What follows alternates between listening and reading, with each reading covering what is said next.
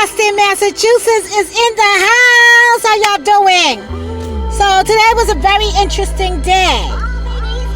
Alright? I had some business to take care of earlier, and I did that. And you know, if I get a good word, I'll let y'all know what happened with that situation. You see, I'm kind of dressed up, right? I have my little blazer on, and you know, I'm just hoping for the best, because I'm really trying to make some moves around this pizzy, man. You understand? But anyways, guys, so one of my favorite shows is All Viral Access. And apparently, they think that I'm some lady named Lola. Her name is Lola Bunny. You know, they said I sound like her. But they said I talk too much. And I'm too long-winded. And I'm like, yeah, that's true. So you know that ain't Lola. But I said, Lola in the house. You understand? But I was on that All Viral Access Media. You know, I think that's one of my favorite YouTube pages, and I love them. Okay, guys. So I was just down in the hood. I actually seen a seagull going in a trash can for food. Okay, I'm like, I couldn't take my phone out quick enough to shoot a goddamn video of this shit. I said, look at this shit.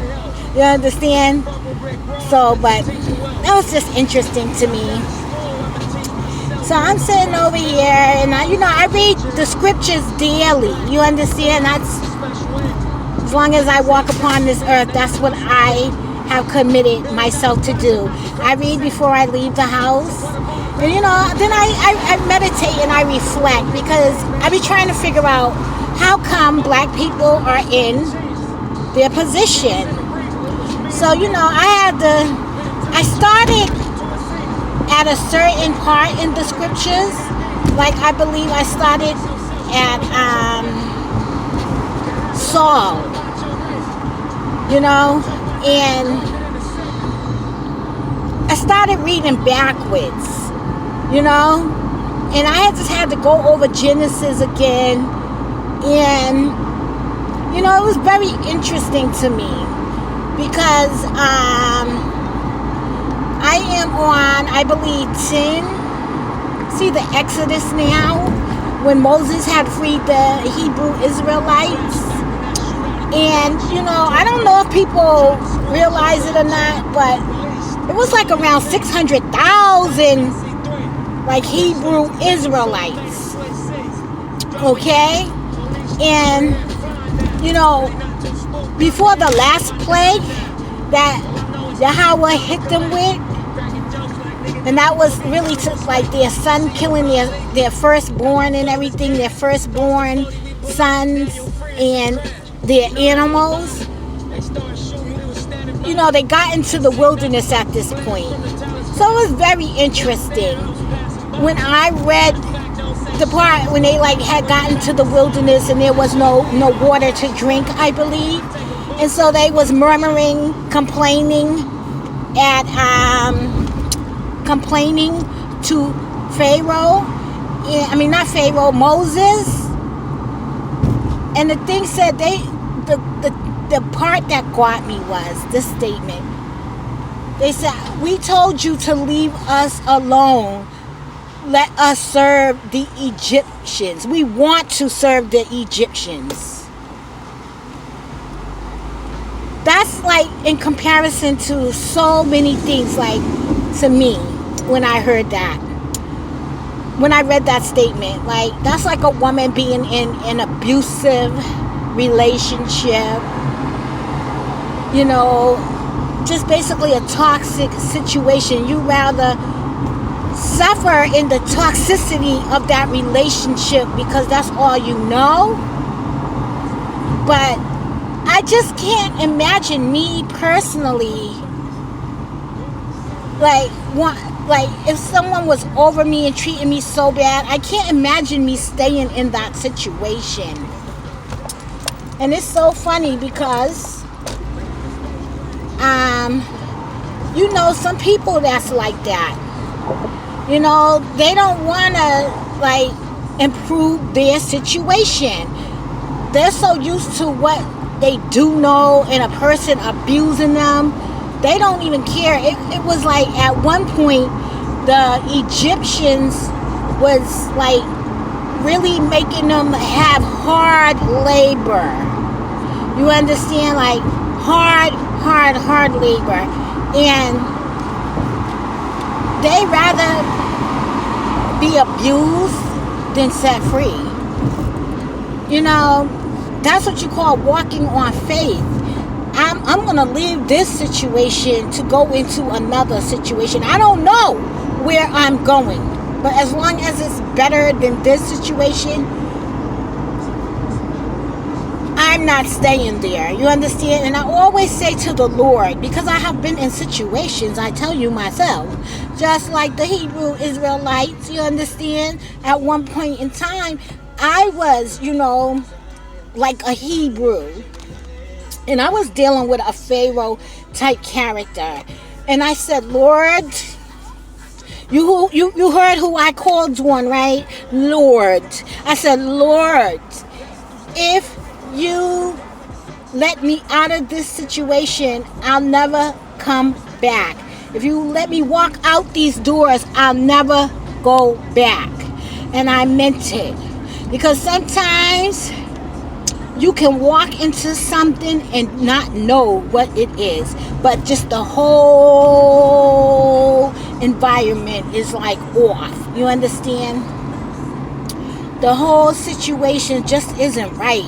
And you're like, uh-oh. That's how I feel like when I seen that picture of little Snoop, when he was on that plane, and instead of him being happy and excited, to me, it looked like he had that look on his face like what I got myself into it, and it was like too late. That's how it looked to me. I could be wrong, but that's what I thought about. Like when I seen that picture of little Snoop on the plane going somewhere. And I said, for this man to have struck such a deal, he didn't seem excited. He looked like he had a weary look on his face. But, some things you can get out of and some things you can't. And that's why I always thank God for every house he let me walk out of. Because you hear stories like Jeffrey Dahmer. And every car that he let me get out of. Because I was like, oh, Lord, stop me from getting in cars. Because I don't want to come up missing for a pack of chicken wings. And that's what I equated my life to, a pack of chicken wings, which is nothing. Okay? And I was like, stop me from doing that, because I had a bad habit of doing that. I just could not stop and talk to a guy who had a car and you ain't giving me a ride anywhere. Or, I was jumping in the cars with strangers being down with the get down. For real. So I'm grateful and thankful that I could share my stories, my testimonies, because I'm still here. Because there was a young lady in my city named Jazzy Corella. This happened probably like 5 months ago. She got into this young dude's car. He happened to be a serial killer. And he was in his 30s, black dude too. And she was a black young lady, Cape Verdean. But, she got into his car and never got out. And when the police pulled him over, because he was going to another state, I heard, like Maryland or something like that, I guess to dump her body, he had chopped her up and put her in a suitcase. And she wasn't a big woman. She was already small, but I don't think she ever even went into his apartment alive. You understand? Because they showed video footage of her being carried into the apartment. So I'm thinking he probably killed her when she first got in the car. Probably tried some fly shit and she wasn't down. Probably cut that nigga, because they say he had a cut on him. And that nigga just went for broke. You understand? So, I always think about Jazzy Corella. she was such a young lady, and I was like, I know the Lord was with me, because boy, I got in so many cars and got out of them, and all it takes is really to get into one car and never get out of it. So I just be thinking about the things like that and reflecting on and meditating on the word, and like, if I said I had anything in common with a person, it would be probably children. Children, how children just go off the deep end and be out here on drugs and shit and loving it and liking it and thinking that they're invincible, until you see them like on the headline and stories of the people that's living on the streets, because they think that they can beat a monster, and they really can't. They can't win with the game of drugs. They end up just like losing their self-respect, start caring, and you really see like your child go down, like change drastically for the worse and not the better. And that's a hurting feeling. So sometimes when I look at the addicts, I be like, damn, that's my child. You understand what I'm saying? Because that's my child. So I be like, oh my gosh, and I feel bad, but I also know what happened. When you have your kid talking about they love and like drugs, what can you do? Because they love and like it. You understand? They snub goodness and righteousness and just really journey to the dark side. Journey to the dark side. And, people who choose to do the wrong things in life, they always blame everyone for their issues and their problems. But they don't blame the drugs. They don't blame the alcohol. You understand? They don't blame the friends that's allowing them to do drugs. They blame the one that is like, no, you should not be doing that. Like, what are you doing with your life? They say that evil is good and good is evil, and they make the caring person the enemy.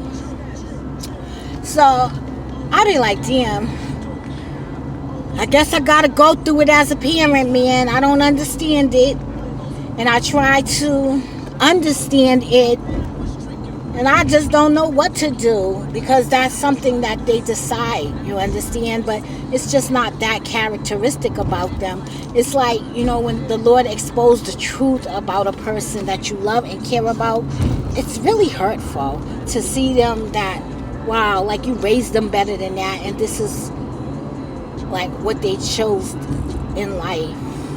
I don't know, you can't fill in the blanks, and you can't understand that. You understand what I'm saying? But some people want problems when they ain't never had a problem, and I guess they have to go through it. And I just pray that you get through it like I got through mine, and that the God Yahweh, who gives life and take life, just keep you and watch over you, because it's nothing you can do when you lose your child to the streets and to drugs. You could just watch them goddamn explode and, detonate, and just be like, girl, bye. Anyone you love, you understand? You could be in a relationship, it could be anybody. Anybody can fall. Anyone can fall and really stay down in the gutter and be happy with where they're at in life. As for me, not me. I can acknowledge that I do something wrong and try to fix it if I can, because I'm not perfect. So, but it's like, although I was doing wrong, I was always praying, Lord, help me. Jesus, help me. Although I didn't know the name Yahweh Shai, I knew the name Jesus. And I was always praying, Jesus, help me. Because you don't want to stay down. You want to at least try to get up. You understand? And then you want to learn from that. Learn what not to do in life. Life is not one of those things that it has a book. It's by, like, someone said to me, you're better than that. You're better than that. The only way you're going to know if you're better than that in anything you do in life is if you experience the situation that tells you for certain that you're better than that. Like, I can't say, like, I could say, yo, I'll never be in that position. Sometimes you can put yourself in that position, and sometimes you find yourself in that position without putting yourself there. And it's really how you come up out of it. And then you can say what you will and will not do, or what you are better than and what you're better, what you're not. You understand? And that's the best way I can explain life. You understand? But the whole thing is this. We're going to get back to the original statement that I said, which was the people was willing to be servants to their masters. I hear about that today, where people won't leave the plantation.